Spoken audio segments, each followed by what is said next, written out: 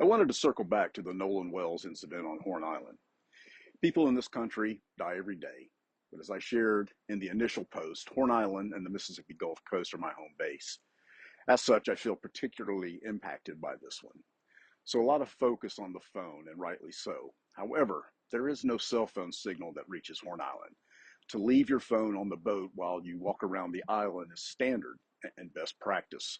The two things that are enemies of a phone are water and sand, so usually just don't risk it. His friends said that they had to leave at 5 because the boat was taking on water and that Nolan remained because of a girl. I think it's plausible that the friends, intoxicated since drinking all day, may not have remembered that his phone was on the boat and just took off. It has recently been stated that his family has not cooperated with the police in turning the phone over. The friend's attorney said this publicly. I am not sure there's going to be a lot to get from that anyway. There have been reports of an altercation later that day. It's not uncommon, but not necessarily involving Nolan. The autopsy did not reveal any signs of a fight. No bruises or scrapes to indicate that. However, there is the question of the red mark on the base of his skull that is yet to be fully explained. According to the autopsy, it is difficult to determine considering the advanced state of decomposition experienced during the second autopsy. It is still under investigation. There apparently was no mention of it during the initial autopsy.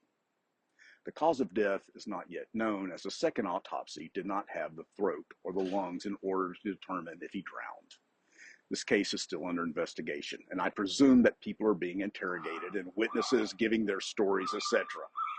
We won't know until after the evidence is presented to a grand jury and they determine if there's enough evidence to go to trial.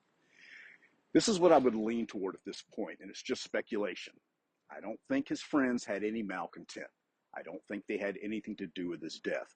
From what I gathered, they were true friends, and even though friends can fight, I don't think it would lead to a murder.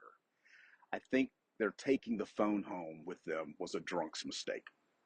What I could imagine might have happened is that Nolan was alone on the island and pursuing a white girl. Despite the progress in race relations, there are still far too many white men that cannot abide that.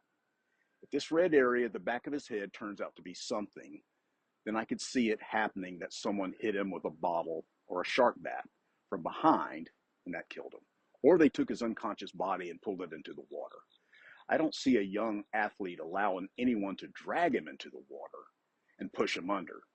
He could swim and certainly would struggle, which would result in signs on his body the autopsy would have revealed. The only way we're going to get to know what happened is by sworn testimony of witnesses.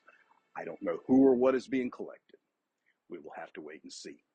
Again, as it relates to race, I seek candid, honest, and productive conversations. I welcome comments founded in evidence or learned experience that challenge me on this and this subject, and I seek to learn and grow for a better community for all of us.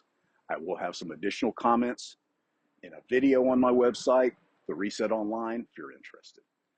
I'm Tom Hoyer with The Reset. Peace.